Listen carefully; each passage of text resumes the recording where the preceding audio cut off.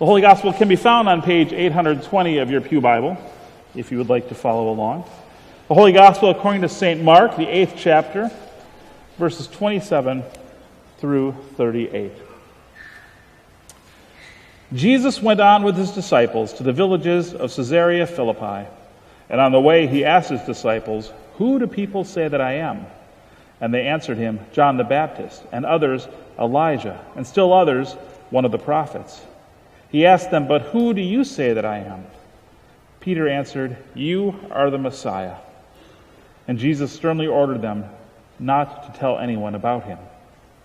Then he began to teach them that the Son of Man must undergo great suffering and be rejected by the elders, the chief priests, and the scribes, and be killed, and after 3 days rise again. He said all this quite openly. And Peter took him aside and began to rebuke him. But turning and looking at his disciples, he rebuked Peter and said, "Get behind me, Satan, for you are setting your mind not on divine things, but on human things."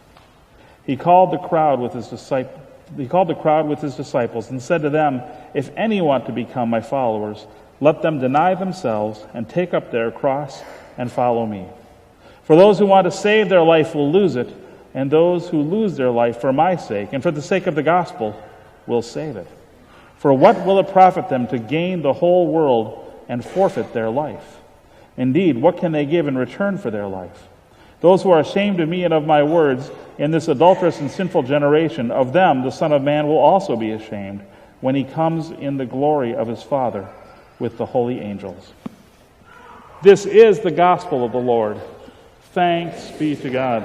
Please be seated. As we begin this 4-week sermon series on This Changes Everything, this morning I'm excited to introduce you Nicole Weber, who is one of our high school seniors at Owatonna and one of our fantastic young people here at Trinity, who is going to open our sermon series.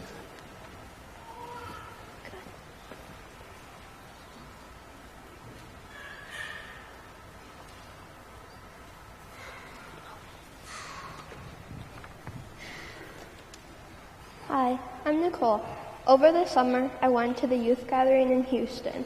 We focused on a general theme each day, and then at night in Energy Stadium, the speakers would share about the same message. One topic I will share about today is that God's call changes everything. People are called in many aspects of life, but the main thing I think most people associate call with is their profession. I think this goes hand in hand with acknowledging your gifts and qualities. You don't need to have a God sighting or some other big event that happens to you to hear or see God's call for you. I want to do something in the medical field. I'm a very curious person, constantly Googling random questions in exchange for a piece of information I could probably get by in life without knowing. This correlates with medicine because doctors are always trying to figure out what is wrong with a person and how they can help. Researchers are looking for answers as to why the body does this thing and perform that function, and that fascinates me. I also care a lot about people, and this is obviously important as you are caring for the well-being, looking out for the well-being of a person. And of course this goes along with many years of schooling, but that doesn't daunt me because I'm curious and learning more about science, and being able to care for others sounds like the right fit for me. And I think that is my call in life. But then again, I may be called in some other direction later on. I think it's perfectly fine to not know the answer for us what you want to do with the rest of your life. And it's also okay to change what you once thought was right for you. Because call can be unexpected, and we are not limited to that one calling that defines our whole life. I think service is another big area of call. Service is something I believe everyone is called to do, because the reality is that our world will always have injustices and hardships. Service is not one size fits all. There are many ways to help and improve the lives of others, to stand up for and to help those who don't live with ideal circumstances. On the Houston trip, we went to a community and set up a book fair for kids to get books and help raise their reading levels. Some of these kids were 10 years old and had never had a book before. It was really cool to see the sheer excitement on their faces. Now, this is just one example, but one thing I know is that when something doesn't sit right with you, you can do something about it. Even if you don't take a physical action, you can learn about the issue, because being aware is better than ignoring the existence of a problem. We all have many callings in life, some unexpected, and others we'll find have been with us our whole lives. But the greatest calling is to pursue compassion and to love. Be the light, because sharing God's love is how we leave our mark on the world, and each one of your voices is a key part of your calling.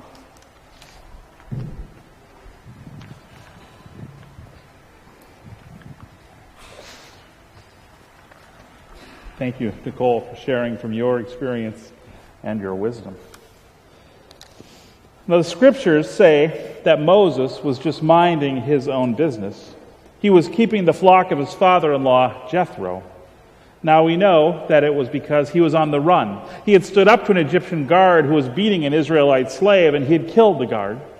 So he took off and was doing his best to keep a low profile.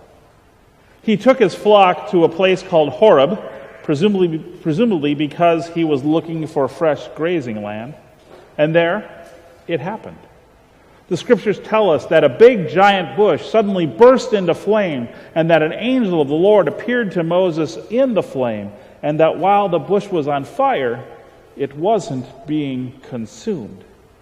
And a voice called out to Moses, reminded him that he was standing on holy ground, in other words, that he was in the presence of God, and then gave him his task to lead the Israelite people out of slavery and into freedom.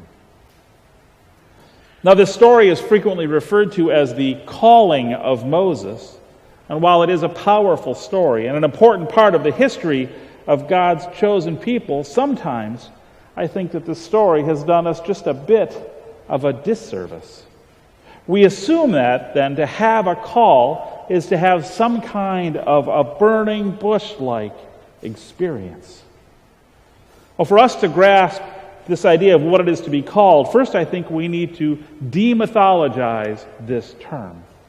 When we hear the word called, or when people talk about feeling called to something, we associate that with something that is both spiritual and unapproachable. We think of it as something that happens to other people, not to us. Maybe we think of pastors and deacons who are in the call process, a phrase we've heard around here a lot for the last year. But for the rest of people, well, they just get hired for jobs, right? Well, that's what the world would have us believe. In the waters of baptism, each and every one of us received our first call. We are called child of God. In this sense of call, at least compared to the story of Moses and the burning bush, well, it can be pretty subtle and much more gentle. To be honest, throughout my life, I personally would not have minded a little less subtlety from God when it came to figuring out my sense of call. I remember trying to sort out direction for my life. What college am I supposed to go to? How about grad school? Where should I look for a job? What kind of person do I want to be? Should I really be a pastor, or maybe a deacon, or maybe just something completely different? God, am I really supposed to pack up my family and move to Owatonna? Well, at these moments, I didn't want subtle. I wanted big, bold, and specific. I wanted my burning bush. I wanted God to write letters in the sky, or at least send me an email or a text message. Do this, Todd. I'm not kidding. Love God. But I think what Nicole described for her sense of feeling called is much more the way God works. God doesn't often send big, flaming, obvious signs. Sometimes God's call is a nudge. Walter Brueggemann, one of my favorite theologians and authors, has talked about the sweet spot in our lives. He writes that we all have gifts. There are things that we are, quite frankly, gifted in. It may be math, it may be listening, it may be compassion, it may be public speaking or writing or problem solving or working with your hands. The list goes on and on and on. We all have gifts. And, he writes, we all have passions. We have things that we feel strongly about. What is it that crosses your newsfeed, that catches your attention? What brings you joy, or what fills you with a holy discontent? I was talking with a member at Trinity a couple of weeks ago. She was aware of some of the issues young people in our community are dealing with. And she was asking me, just in casual conversation, about our plans for some of the unfinished space downstairs here in our building. I talked about some possibilities, different ways that we could make use of the space to better serve the community.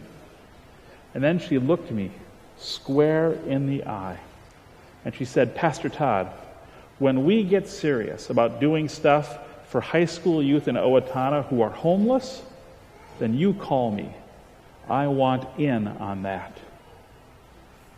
Well, in that moment, I knew right where her passion was.